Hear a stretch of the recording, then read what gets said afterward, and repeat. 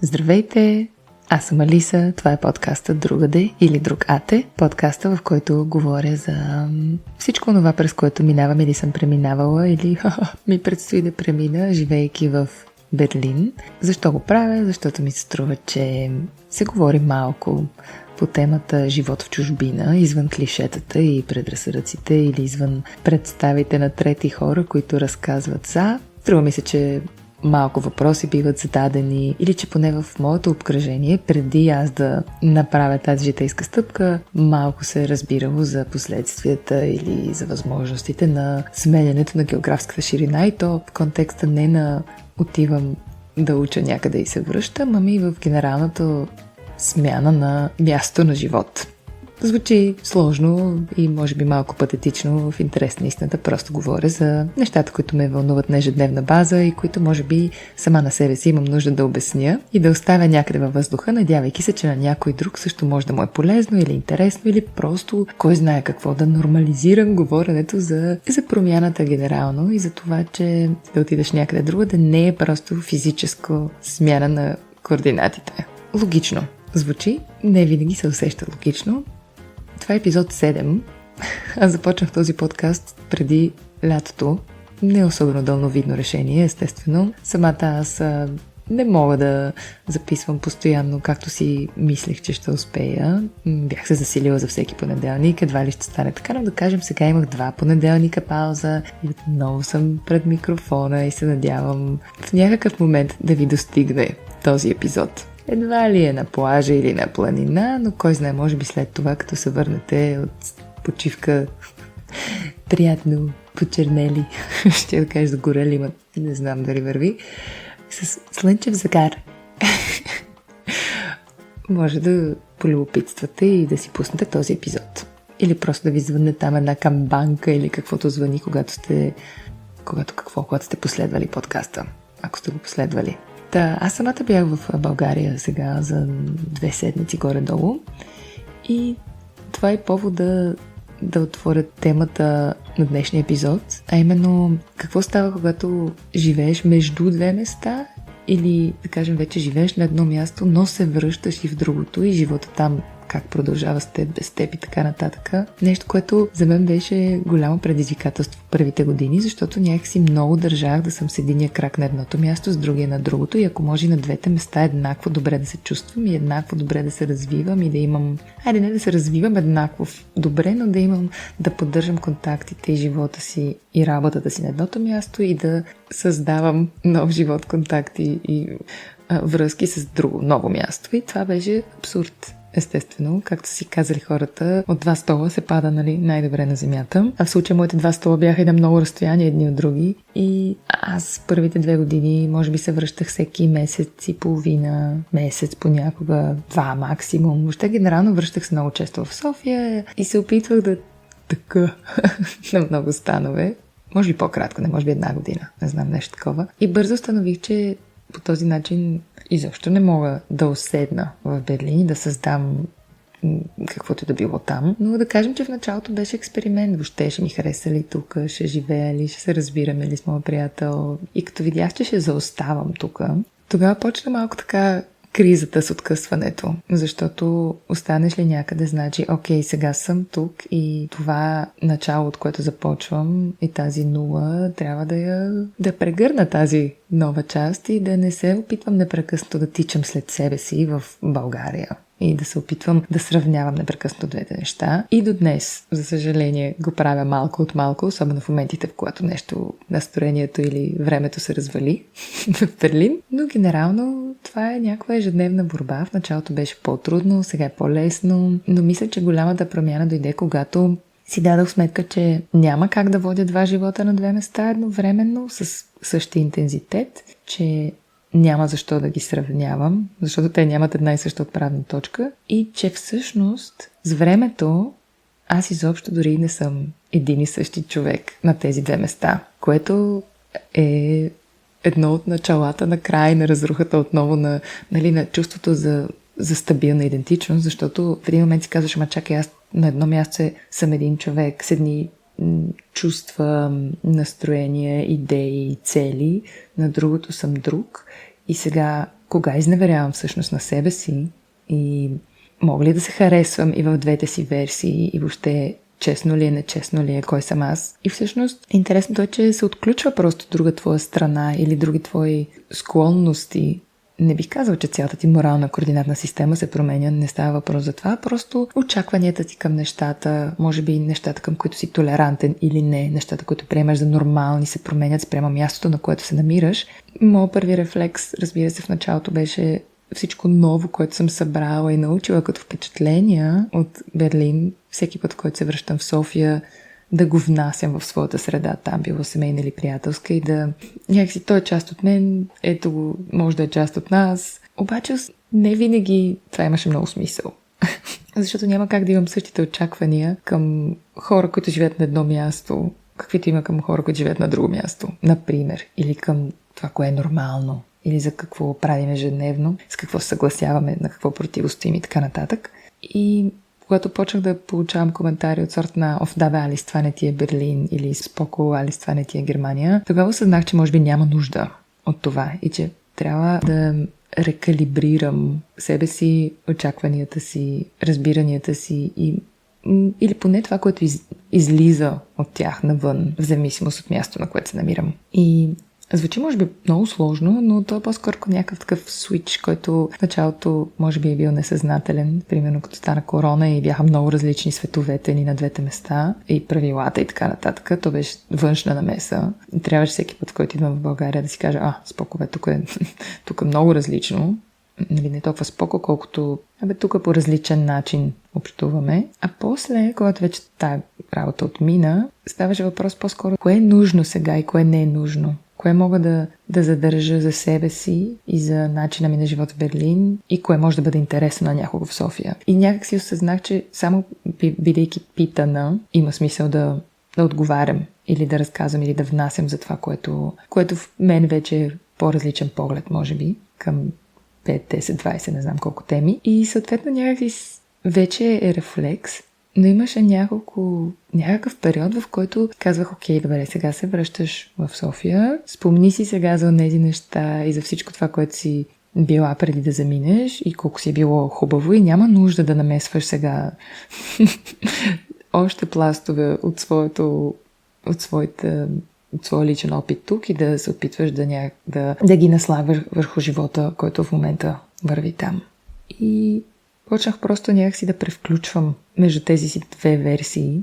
Аз предполагам, че това естествено всички го правим. Нали, не всички сме един и същи човек вкъщи, в интимната си сфера, в работната среда, на улицата, в колата, в задръстване и така нататък. Но това, когато го правиш по много пъти на ден, заради различните обстоятелства, в които се намираш, едно нещо. Когато го правиш по-нарядко, примерно с днешна дата се прибирам горе-долу на 3-4 месеца до София. Било то за кратък уикенд или примерно, сега бях 2 седмици. И когато времето и отстоянията между тези промени е по-голямо, някакси това стават вече много две конкретни идентичности или прояви на една и съща идентичност, които намествам спрямо времето и пространството. Само хора, които са ми били на гости, примерно в Берлин, или с които сме се виждали и на двете места, според мен имат цялата картинка. И това е всъщност свързано с нещо, което мисля, че е част от по-голяма тема, а именно за това, че когато живееш дълго време,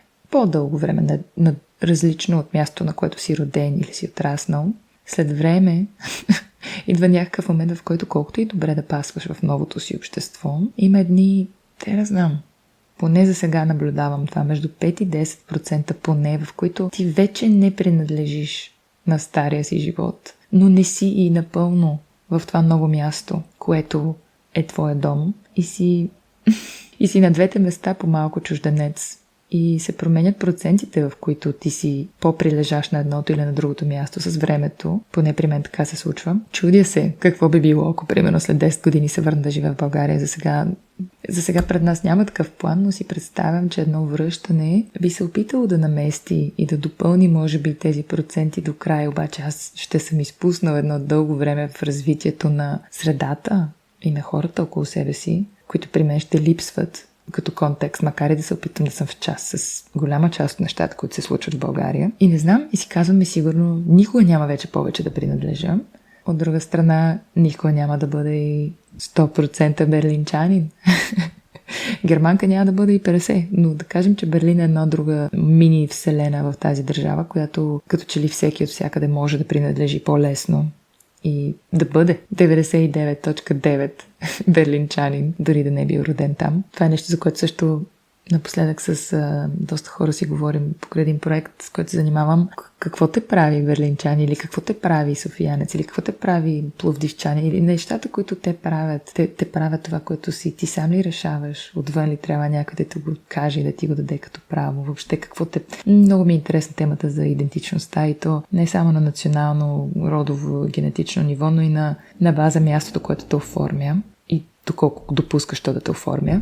И това е нещо, което аз не съм виждала много да бъде обговаряно в не само в социален контекст, може би защото не вълнува хора, които просто живеят на едно и също място, но дори в киното, литературата или музиката, може и да не съм забелязвала, защото не ми е било тема, но нямам усещането за говоренето на това какво се случва психически с един човек, когато сменя местата, на които живее. Когато говорим за, примерно, исторически личности, много често има той е живял там и там, и там и там, или е бил космополит, или прекарал еди колко си години на едно място, еди колко си на друго. И тези точки в живота на една биография обикновено, ако е творец, са свързани с това, как това се отразило на творчеството му, което да, е израз на психическия му и вътрешния му свят, но някак си е само резултативно.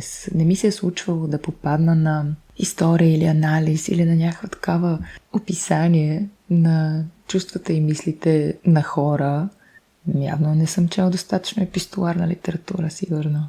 Не знам, може би просто не съм обърнал внимание. Ако сега ви идва на ум нещо такова, много ще съм благодарна да ми кажете. Било то литература, филми и книги, много ми е интересно. Просто имам нужда все едно да... Аз познавам достатъчно хора в такава ситуация, но имам нужда от нещо по-голямо, от някакси било то художествена или документална литература или нещо, което навлиза в една такава тема, през изкуството, отвъд бита, но се занимава с темата за вътрешната промяна и вътрешното разбиране на човека, как сам себе си гледаш отстрани, промените, през които минаваш и решаваш да отсееш едни неща и решаваш да бъдеш един или друг в различни контексти и как това е съзнателно решение, защото според мен често ги правим тия неща много несъзнателно. На мен ми е много интересно съзнателното решение и доколко има автоцензура в това, доколко няма. В голяма степен и този подкаст е опит за обговаряне на тези неща, които не виждам да бъдат обговаряни никъде публично или не толкова публично. Не, че аз говоря тук пред многомилионен народ, но те да знам. Все пак в театъра си казваме как за един човек да играеш в публиката, който те слуша и чува и нещо се вълнува, пак е достатъчно. Така, това ми е в момента темата. Тя е всеки път се подновява с всяко мое ново идване за малко или много в България и всяко наместване обратно после в Берлин, защото аз много бързо, някакси, идвайки винаги в София и в България, се чувствам много... Тези 90% от това, колко се чувствам на място, са много силни и всяко следващо връщане в Берлин е отново 1-2 дни наместване, коства 1-2 дни наместване и припомняне. И макар, че живота не ти оставя време много да го мислиш, просто очакванията в първите 1-2 дни са много различни и трябва да си припомня, чакай малко, тук е друго, it's okay, chill mal, както казват немците. И така, просто искам да ви поздравя с това, че не е въпрос само на физическа промяна и на някакво местене в пространството, ами доколко допускаш една култура да те промени, опитвайки се да запазиш онази част от себе си, която има най-силни връзки с околните back home, все едно, е някаква много интересна математика. Може би имам прекалено много време в момента да мисля за това, не знам. И сега се е натрупало просто да излезе, защото разбира се, човек не може само със себе си да се занимава и с някаква самоанализа, но си представям колко ли много хора са някакси в този вътрешен дисбаланс, който наистина буквално ходиш по някакво въженце и така се чудиш от коя страна ще паднеш и ще има ли нещо меко отдолу или няма да има този път. И това е говорим за само 2 държави. Има хора, които са живели в много повече и продължават да живеят и да обикалят и да пътуват. Това са някакви други контексти, но аз просто минах с единия крак на едното, с другия на другото, до не, тук съм сега и е страшно и трудно, до не искам си обратно вкъщи, през окей, мога и тук и там по различен начин. И на двете места вече никога няма да е напълно както е било, когато съм си била на едно място. Но it's okay. Сега сме на it's okay фазата. И въпреки това, при всяко прибиране, въпроса как си, баш по Господинов, аз Георги Господинов си обичам и има един много хубав разказ в физика на тъгата за ужаса от въпроса как си. Той ескалира в главата ми. Да кажа как съм и разбира се, отговарям в повечето случаи с супер или добре, или когато решавам да съм малко по-честна, в София съм си супер, значи. Но реално вече прибирам се в Берлин, а не съм си в София. Така нататък. Не, че имаме по-добра алтернатива на въпроса как си. Какво да попиташ? Никой няма време да му се обясниш, а и няма и нужда. Но може би наистина ни трябва някакво по-конкретно, някакво питане тип къде си. Защото видимо може да си на едно място, иначе отвътре съвсем на друго. Не, че няма 100 000 такива смешки вече в интернета, mentally I'm there, но това сякаш повече избухва, като стане време за почивки и хората, ментали не са си в офисите, ами някъде по моретата, ама аз съм такова mentally I'm в самолета обикновено, защото там е някаква такава неутрална зона на безвремие и на нито едното не е ударило от никоя страна. Няма очаквания и изисквания към мястото и към прекарването там. Такива работи. Пак ще си дойда на София, нямам търпение, но лятото си почна, не знам кога пак ще си говорим и ще си говоря тук на този микрофон пред мен. Казвам говорим, защото чат-пат хора ми отговарят и ми става много мило или оставят разни коментари. Окуражавам ви да го правите. Не само заради рича, ами защото ми е приятно и реално това си е част от целта на това упражнение. Някакси това обговаряне на нещата и на объркванията и на премеждията да бъде общо, а не само мое. И така, и ви пращам много поздрави. Пожелавам ви много хубаво лято междувременно. Напук и напряко на всичко, което може да го спре да бъде такова, ако просто си отворим новините и скронем. Айде няма. Усмивки, слънца и всичко най-най. Чао, чао!